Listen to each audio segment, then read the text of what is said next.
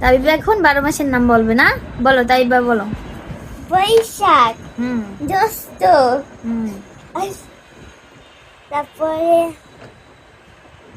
আর আরো ওই যে তোমার আর ভালো লাগবে না। চুপ, হ্যাঁ বলো। তারপরে এই কষ্ট, হ্যাঁ, তারপরে? অষ্ট মাস, হ্যাঁ, আগস্ট, তারপরে?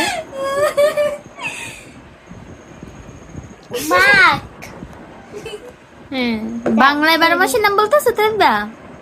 এই যে হ্যাঁ, তারপরে? তারপরে তারপর মেষ, মেষজ, তারপরে? তারপরে তারপর নবম, তারপরে? তারপরে আতিম, তারপরে? তারপরে